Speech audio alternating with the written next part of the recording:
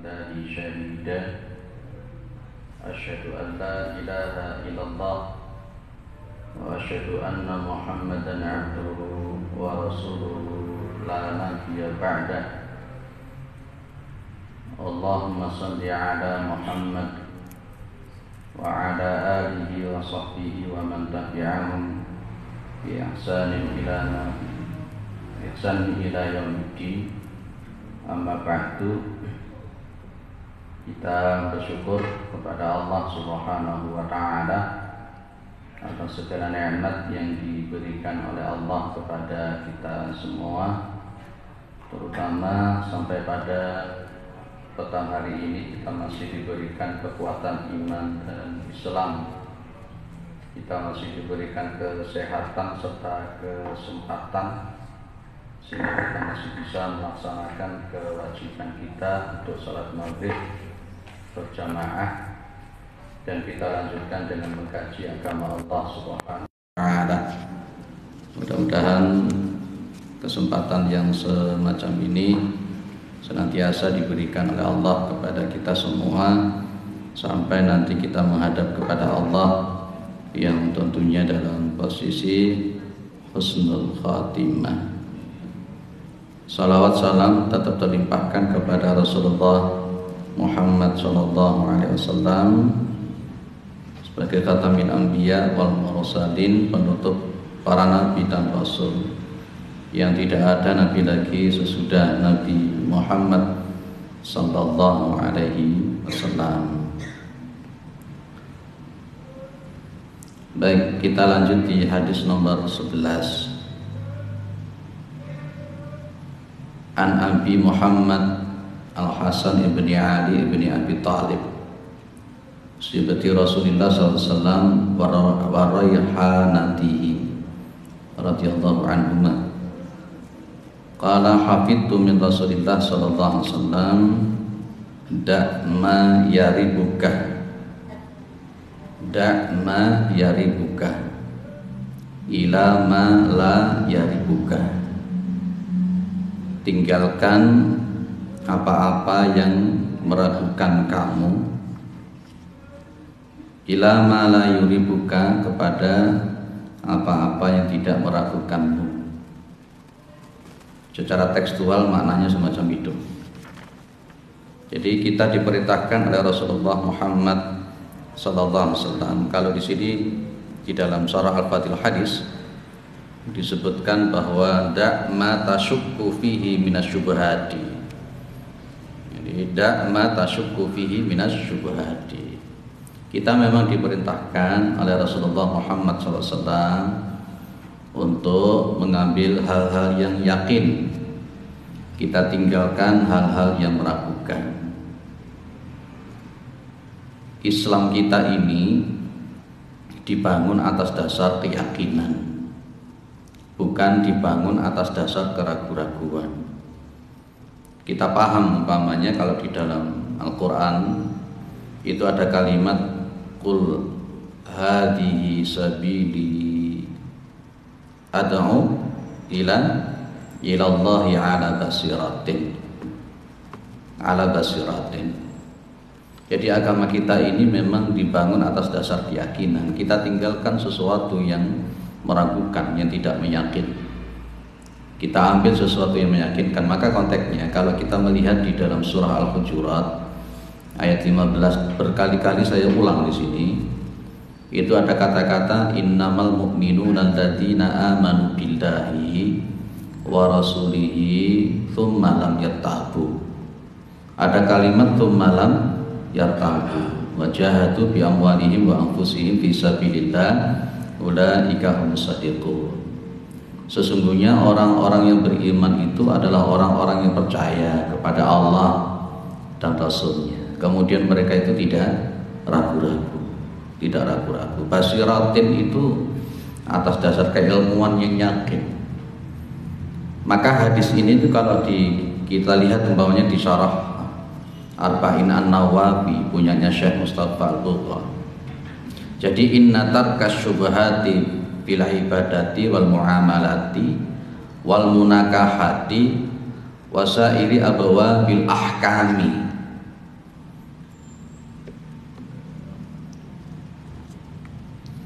Waltizamil halali fi kulli dzalik yuaddi bil muslim ilal warai. Sesungguhnya meninggalkan yang syubhat. Kemarin sudah kita bahas yang namanya syubhat itu apa? Masih ingat ya Pak ya? Syubhat itu ya halal ya gak jelas, harami ya ora jelas. Kalau di dalam hadis itu innal halala bayyinun wa innal harama bayyinun wa bainahuma mushtabihatun. Jadi sesungguhnya yang halal itu ya jelas, sesungguhnya yang haram itu juga sudah jelas, dan di antara keduanya itu namanya mushtabihat. Maka inna tarka syubhati, sesungguhnya meninggalkan yang syubhat fil ibadati, di dalam masalah ibadah. Ternyata memang syubhat itu juga ada pada masalah ibadah. Masalah ibadah itu juga ada keraguan-keraguan dalam konteksnya. Makanya orang munafik itu kan kalimatnya mudzabbidina baina dzalik. Orang-orang munafik itu sebenarnya konteksnya ada muncul keraguan-keraguan, nggak yakin kepada Islam, dan dia ketika dia itu bertemu dengan orang-orang Islam ya dia mengatakan saya sama kalian. Wa idza laqul ladzina amanu qalu amanna wa idza khalau ila syayatinihim qalu inna ma'akum innama nahnu mustahzi'un. Itu kan orang-orang munafik, tidak yakin dengan apa yang dia pegang. Jadi syubhat itu juga ada pada masalah ibadah. Wal muamalati, itu juga syubhat, meninggalkan syubhat di dalam masalah muamalah. Kemudian wal munakahati, dan hukum-hukum pernikahan, wasairi abawabil ahkami, dan semua dari bab-bab masalah hukum, waltizamil halal fi kulli dzalik, dan bertetap kepada sesuatu yang halal di dalam segalanya, sesuatu demikian itu yuaddi bil muslimi ilal warai, itu mengantarkan orang-orang Islam kepada sifat wara. Jadi di antara makna wara, kita paham tau wara itu ya. Ada para ulama menyingkat kata-kata takwa itu di antaranya wara di situ. Takwa itu ada berapa huruf Pak? Ta, qaf, waw, dan ya. Itu kan takwa. Ta di situ ada apa namanya tawadu. Boleh ada yang mengatakan kata tak di situ adalah tawadu. Qaf itu adalah qanaah. Waw itu adalah wara, ya itu adalah yakin. Jadi ketika orang itu dikatakan bertakwa, setidak-tidaknya ada 4 sifat ini yang muncul di dalam dirinya. Dia orangnya tawadu, dia itu orangnya qanaah, dia itu orangnya wara, di dalam dirinya ada keyakinan. Maka orang-orang yang bertakwa, orang-orang yang wara itu, dia itu akan meninggalkan sesuatu yang bersifat syubhat dalam hal apapun. Di dalam hal apapun, tadi sudah disebutkan di dalam masalah ibadah, di dalam masalah amal, mungkin munakahat ataupun muamalah dan sebagainya, itu ketika dia bersifat syubhat, tinggalkan. Islam kita ini sifatnya ala basiratin. Tadi sudah saya ulang kata-kata basiratin. Nabi Muhammad itu mengajak kita ke dalam Islam itu ya ala basiratin. Ada yang menerjemahkan yang namanya basiratin itu ay ala ilmin wa yaqinin. Ala ilmin wa yaqinin. Basirah.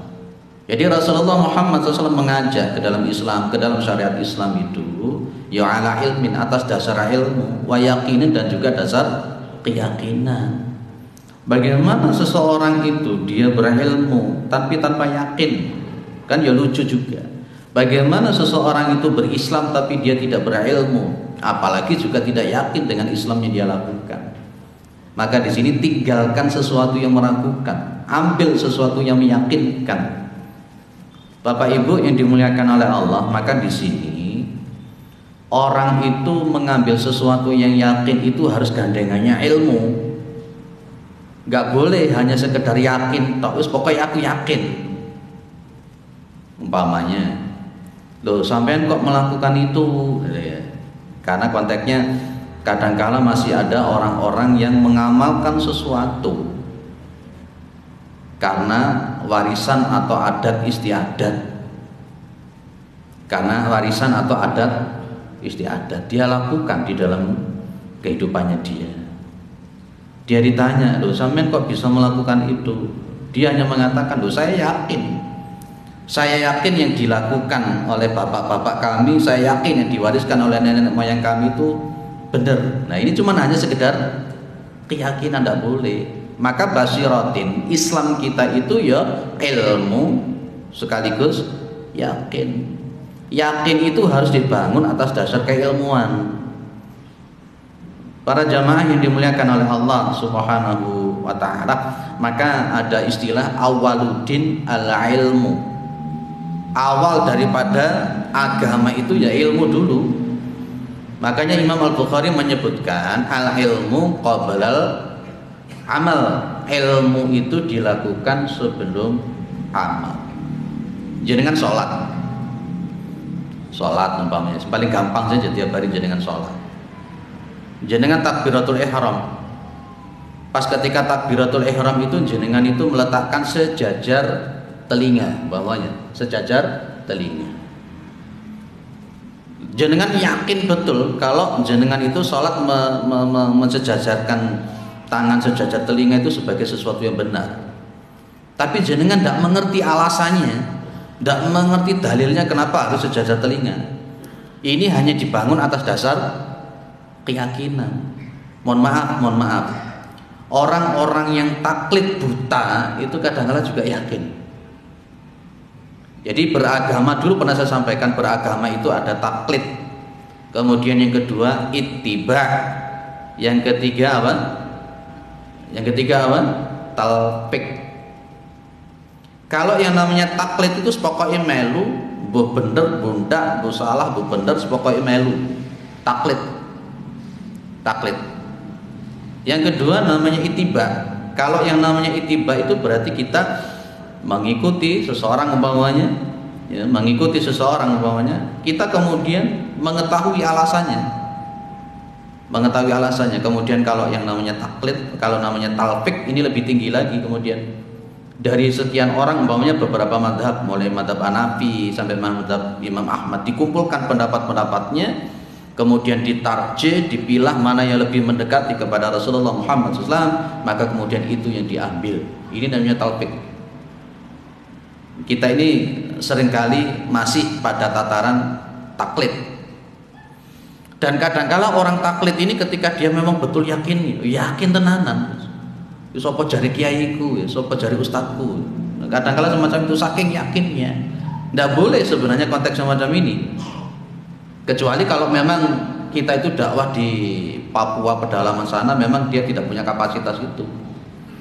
Ya, maka yang dibangun oleh Islam itu yakin, tapi yakin yang didasari atas dasar keilmuan. Jenengan sholat, tadi saya bilang sholat sejajar telinga, seharusnya jenengan juga paham, tidak hanya sekedar yakin kenapa jenengan mengangkat sejajar telinga, tapi juga punya dasar keilmuan kenapa harus sejajar telinga. Ketika jenengan sujud umpamanya, tumit jenengan tempelkan, tidak hanya sekedar jenengan itu yakin untuk menempelkan tumit itu, tapi jenengan juga tahu alasan kenapa tumit itu ditempelkan.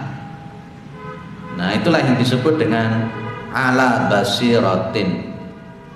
Jenengan yang jadi mubalik umpamanya menyampaikan sesuatu kepada umat ya atas dasar ala basiratin, mengikuti Rasulullah SAW. Jenengan paham dengan apa yang jenengan sampaikan dan jenengan yakin dengan apa yang jenengan sampaikan.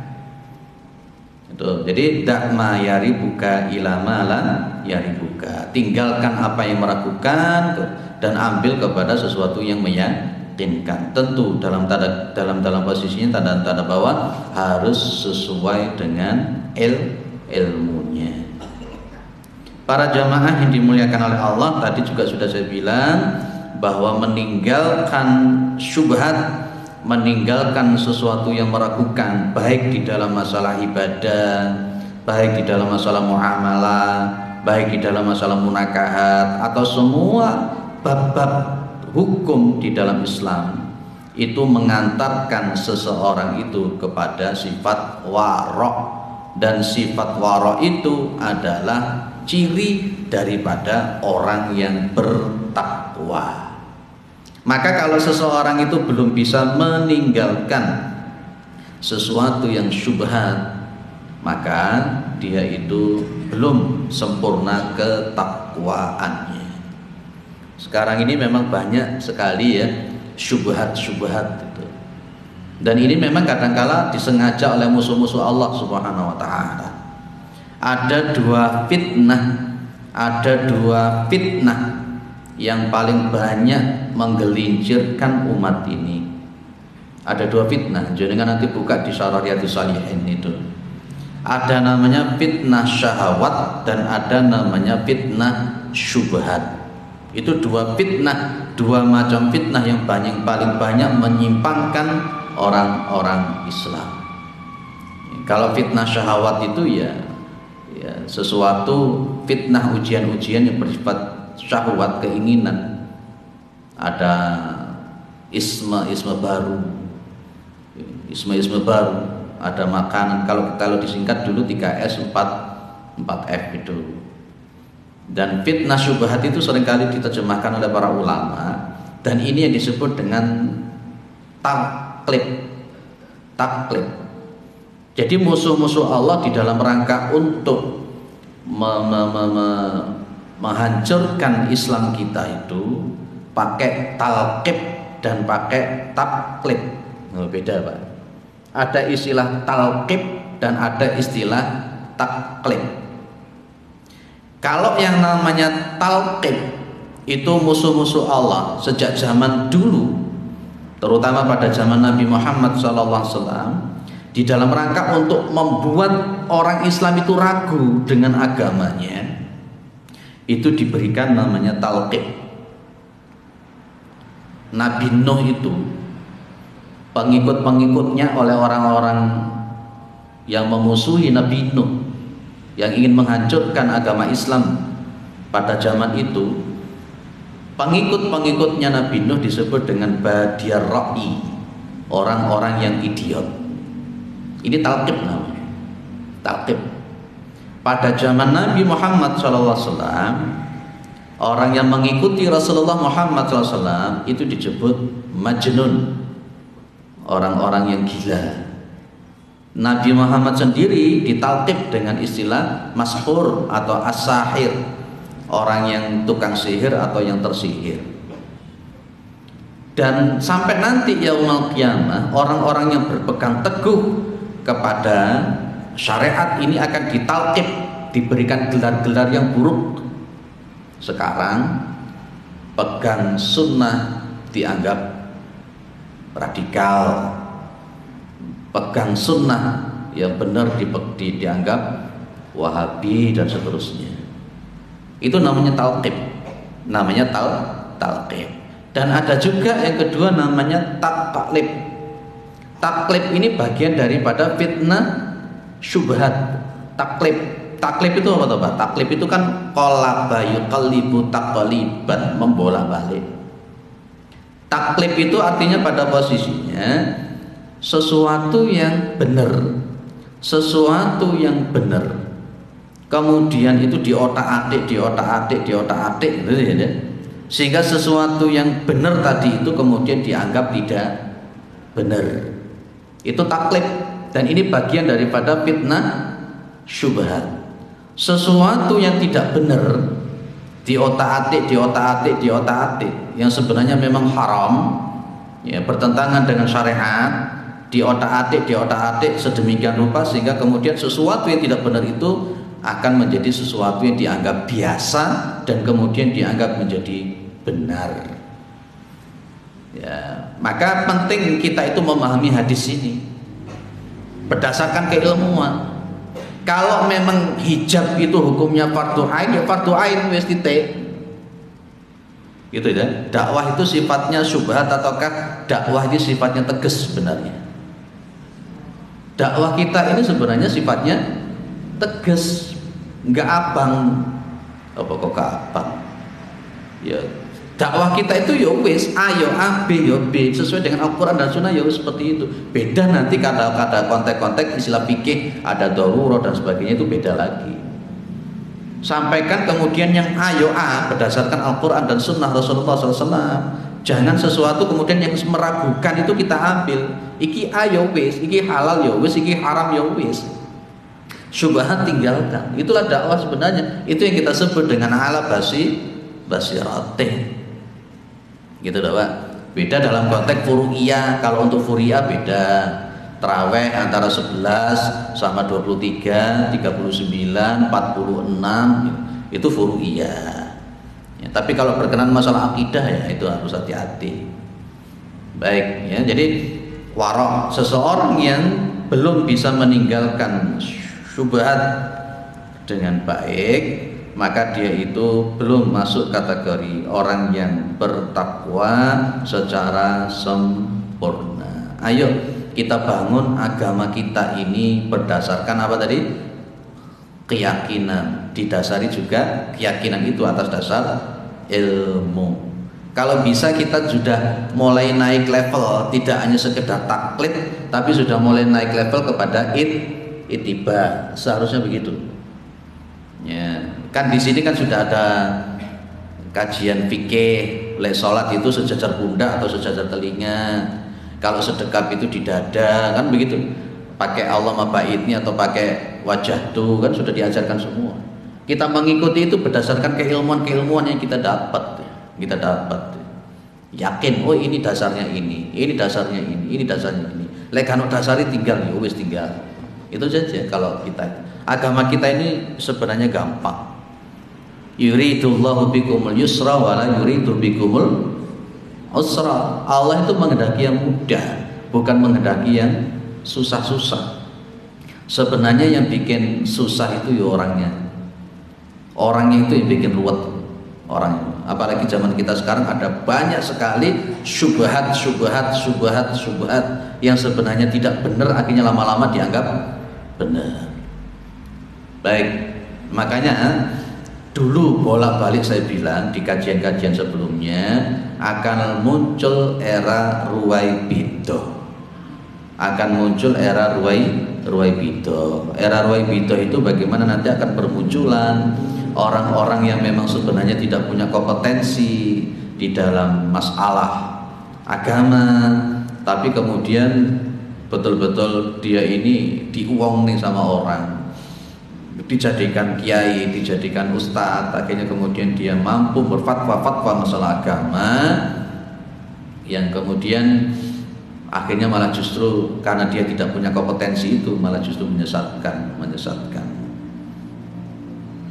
Bapak Ibu yang dimuliakan oleh Allah Subhanahu wa taala, maka ini tadi yang saya sampaikan, la yablughu al-'abdu ayyakuna minal muttaqin hatta yatsruka ma la ba'sa bihi makhafatan ma la bi ba'sun. Jadi seseorang hamba itu belum bisa nyampe kepada derajat dari orang-orang yang bertakwa sebelum dia itu meninggalkan ma la ba'sun bihi, yang di situ tidak ada sesuatu yang membahayakan sebenarnya. Maksudnya memang betul mubah, tapi sesuatu yang mubah itu kalau terus menerus dilakukan kadang-kala kita akan berlebih-lebihan. Baik, bagaimana kalau terjadi ta'arud antara keyakinan dan keraguan-raguan? Bagaimana kalau adanya ta'arud antara keyakinan dan keraguan-raguan? Idza ta'arada, saya ambilkan di kitab Syarah Arba'in Nawawi punyanya Syekh Mustafa Abdullah. Kalau di sini kan punyanya Al-Utsaimin. Idza ta'arada asyakku ma'al yaqini, maka akhadna bil yaqin. Apabila bertentangan, tumpuk-tumpuk antara asyakku ma'al yaqin. Asyakku itu keraguan-raguan, ma'al yaqin bersertanya keyakinan. Maka akhadna bil yaqin, maka kita ambil mana yang yakin. Kaidahnya dipakai oleh para ulama, al yaqinu la yazulu bi syaqqi. al yaqinu la yazulu bisyaqi, bahwa keyakinan itu tidak bisa dihilangkan dengan keraguan-raguan. Contoh, jenengan itu wudu. Ini masalah bab fikih, Jenengan itu wudu, Pak, Ibu.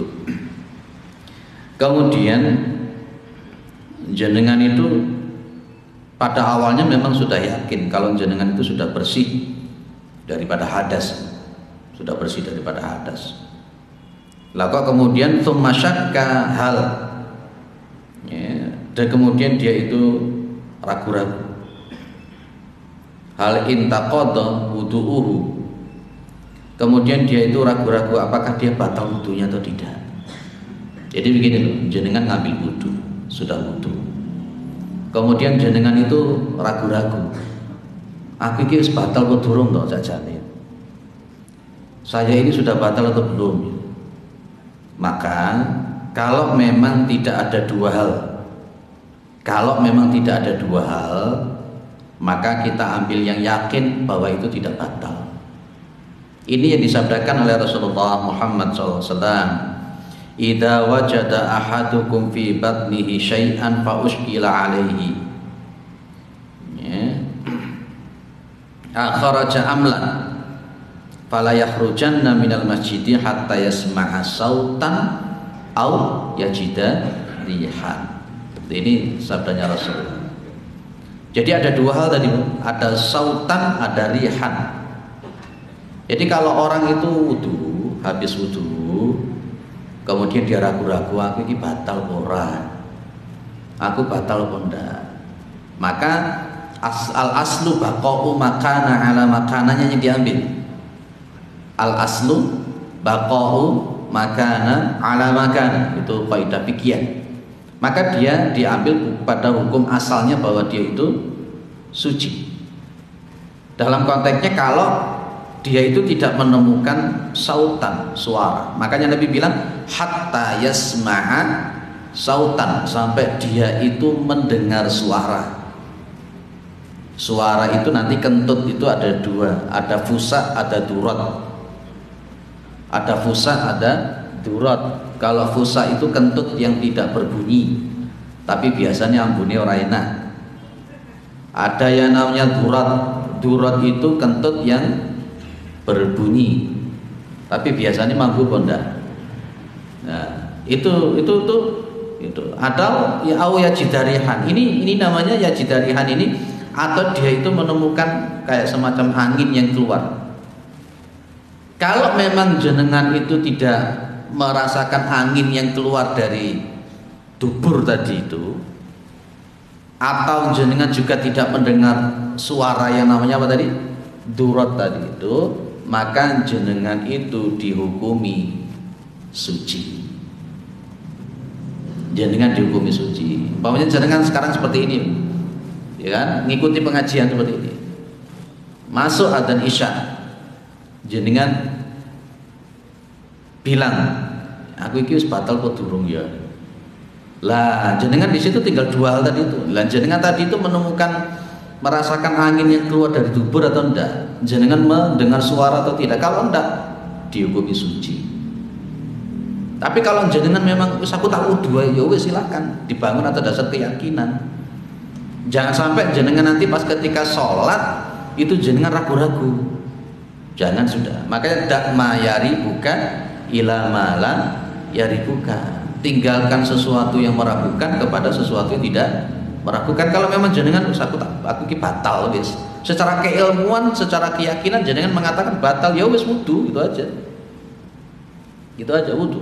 Loh Pak, kalau saya memang nggak batal wudu lagi apa boleh? Boleh, nggak ada masalah. Jenengan nggak batal, tapi tetap jenengan itu wudu, nggak masalah, nggak ada larangan itu, nggak ada larangan.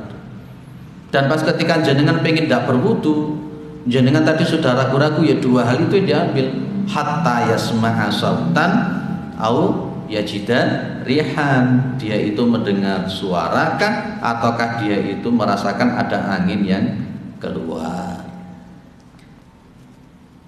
Ibu bapak yang dimuliakan oleh Allah Subhanahu wa ta'ala, Maka keyakinan itu sesuatu yang sangat penting, terutama di dalam masalah akidah.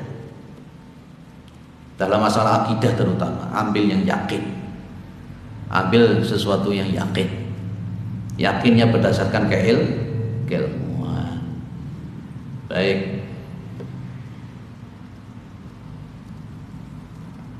Ada yang namanya asyidqu at-tuma'ninatun wal kadhibu ribatun. Kadangkala memang kita ini memang ada sesuatu yang mengganjal di dalam diri kita. Kalau di sini ini Rasulullah mengatakan wa alamatul kadhibi an tahsula bihi asyukuku fala yaskunu alqalbu lahu bal yanfiru minhu. Jadi di antara tanda-tanda kebohongan itu ketika memang ada muncul yang namanya keraguan-keraguan. Sebenarnya fala yaskunu alqalbu, hati itu menjadi tidak tenang. Kalau orang itu agamanya bagus, kalau orang itu hatinya bersih, dia berbohong sekecil apapun itu sudah di dalam hatinya sudah muncul keraguan-keraguan yang tidak enak. Hati itu sudah tidak tenang. Hati itu sudah tidak tenang. Ini pengembangan di dalam konteks sifat keraguan-keraguan. Jadi itu dak ma yaribuka ila mala yaribuka. Saya tanya sekarang, ketika ada orang mengatakan atakabburu ala mutakabbirin shadaqatun, itu termasuk syubhat atau bukan? Atakabbur, sombong, ala mutakabbirin, terhadap orang yang sombong, shadaqatun, itu merupakan sedekah. Itu termasuk syubhat atau bukan? Adakah sombong itu yang bersifat sedekah? Kalau saya mengatakan namanya sombong itu ya sudah sombong, sudah. Tidak ada sombong itu yang namanya sedekah. Loh Pak, itu ono wong sombong, saya pengen buat dia itu jerah. Membuatnya dia jerah tidak harus dengan kesombongan yang sama. Apa bedanya? Ya, saya tidak sepakat dengan istilah at-takabbur alal mutakabbiri shadaqatun. Saya termasuk tidak sepakat. Ini kadang-kala kalau kita tidak betul-betul jernih di dalam memahami, nantinya itu menjadi sebuah bentuk syubhat. Menjadi sebuah bentuk syubhat. Ya, saya tanya lagi. Saya pernah pas ketika ngisi kajian, saya ditanya dan kebetulan menerangkan tentang masalah sujud itu. Sujud itu lututnya dulu, apakah tangannya dulu?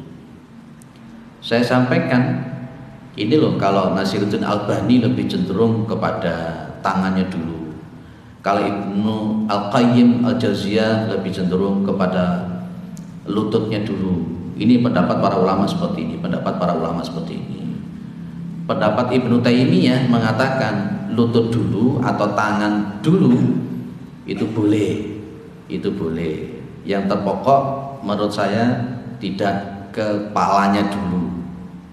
Tidak kepalanya dulu. Pas ketika saya habis menerangkan semacam ini, saya didatangi seseorang.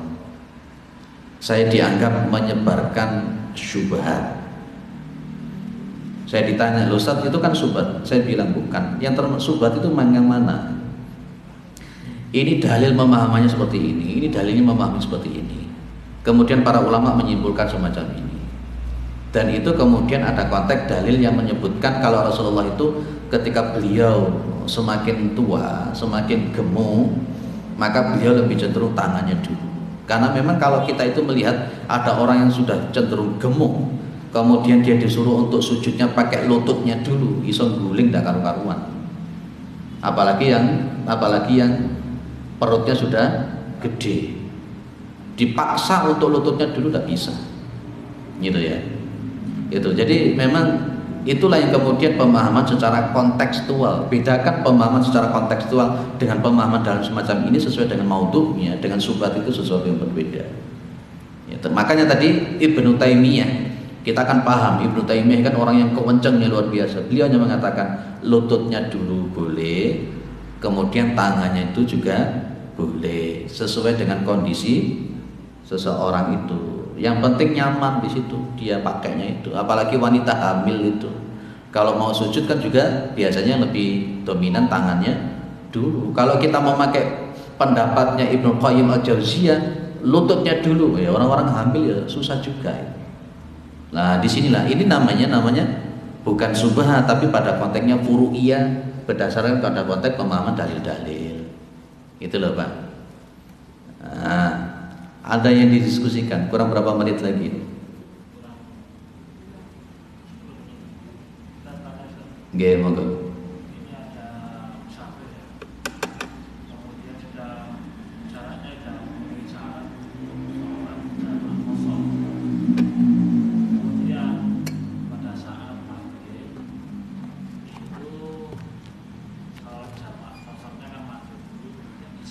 Iya. Tapi ini ada seseorang yang hanya maghrib aja, kemudian nanti isaknya di rumah. Isaknya di rumah saat kita maghrib baik, nanti isaknya di rumah. Padahal masih jauh, rumahnya itu masih jauh. Nah, yang melakukan seperti ini, apakah ada sah atas keraguan tidak mantap atau bagaimana? Jadi dia itu kurang musrek kalau melakukan jamak kosong, sehingga dia melakukan maghrib aja, kemudian nanti isaknya nunggu di rumah, padahal jaraknya itu masih jauh. Nah, ini mohon penjelasannya. Apa benar perasaan tidak mantapnya tadi itu apa diperbolehkan? Baik. Sesuatu yang memang sudah ada tuntunannya yang betul, sesuatu yang memang sudah betul-betul ada dalilnya, baik itu sunnahnya bersifat qauliyah atau dia bersifat fi'liyah, maka tidak boleh kita ragukan. Maka tidak boleh kita ragukan. Jadi yang namanya jamak qashar itu dalilnya jelas. Ya, jamak qashar itu dalilnya jelas, baik secara qauliyah ataupun secara fi'liyah. Nabi Muhammad SAW itu juga melakukan jamak qashar. Kalau dia meragukan jamak qashar, berarti dia itu meragukan sunnahnya Rasulullah Muhammad SAW. Dan yang namanya jamak qashar itu merupakan sesuatu sunnah yang dilakukan oleh Rasulullah Muhammad SAW. Banyak sekali dalil-dalilnya. Contoh, anna Nabiya sallallahu alaihi wasallam kana yaqsuru fis safari wa yutimmu wa yuftiru wa yasumu. Adalah Rasulullah Muhammad SAW itu yang mengqashar pada waktu beliau bepergian, dan juga wa yutimmu, dan beliau juga menyempurnakan, tidak mengqashar di dalam bepergian. Jadi pas ketika kita bepergian itu kepingin qashar, ada dalilnya. Kalau orang itu bepergian umpamanya tidak mengqashar atau tidak menjamak, Rasulullah pun juga pernah melakukan semacam itu. Tapi ghalibnya memang Rasulullah itu yang menjamak dan mengqashar. Tidak boleh dia itu tidak menjamak, tidak mengqashar karena ragu-ragu, tidak boleh. Maka dia pas ketika tidak menjamak atau tidak mengqashar harus dibangun prinsip saya hadisnya ini, sehingga saya tidak menjamak. Tapi ghalibnya kalau kita amati di dalam hadis-hadis Rasulullah Muhammad SAW, itu Rasulullah itu yang menjamak, ya menjamak. Dalil tentang qashar banyak, riwayat Muslim ada, riwayat Daruqutni ada, itu Pak. Maka ketika jenengan mau mengqashar, ya jenengan harus yakin memang itu adalah ada dalilnya dilakukan oleh Rasulullah Muhammad SAW. Ya, kita kemarin di Solo itu ya jamak qashar. Kita kemarin ke Solo itu juga jamak qashar. Adakah dalilnya jamak qashar? Ada. Baik itu jamak qashar yang takdim atau jamak qashar yang takhir, boleh. Apa dulu yang dilakukan? Pendapat yang terkuat Ya, pendapat yang terkuat itu adalah maghribnya dulu baru isya, sesuai dengan urutan sholatnya. Kita kemarin pun juga maghrib dulu baru kemudian isya. Jadi 3 kemudian baru 2. Rasulullah SAW pun juga seperti itu. Ada namanya jamak takhir. Kalau di dalam riwayat ini kan konteksnya jelas. Ya, di dalam konteks ini jelas. Di sini kana idza ajila bihi asairu yuakhiru adh-dhuhra ila waqtil asri wa yajma'u bainahuma wa yuakhiru al-maghriba hatta yajma'a bainahuma wa bainal isya'i hatta yaghiba syafaq. Jelas sekali Rasulullah. Dalilnya jelas kalau jamak qashar itu ada, dan jamak qashar itu bukan bid'ah dan bukan untuk mencari yang ringan-ringan. Maka saya katakan di mana-mana jamak qashar itu 2 ilat. Ada ilat safar dan ada ilat masyaqqah. Ya, ada jamak ilat masyaqqah sama ilat safar. Karena kalau untuk jarak itu kan sebenarnya tidak ada ketentuan yang qat'i. Ya, Rasulullah itu pernah menjamak sholat pada konteks 3 parsah. 3 parsah. 1 parsah itu 3 mil. 1 mil itu kurang lebih 2 kilo lah, kita buat 2 kilo. Berarti kalau 1 parsah 3 mil, kalau 3 parsah itu berarti berapa? 9 ya. 9 kali 2 berapa?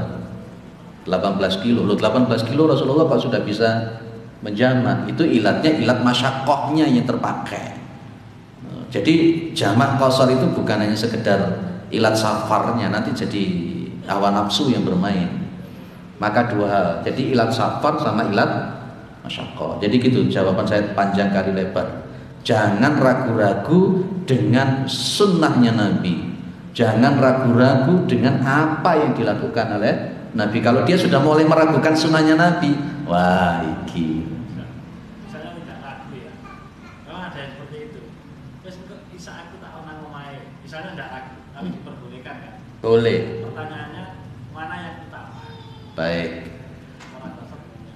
Ketika kita di dalam safar itu kita tidak tahu Pak, nanti akan terjadi apa di dalam safar itu. Ya, kita tidak tahu. Waktu ketika bepergian itu kita akan terjadi apa tidak tahu.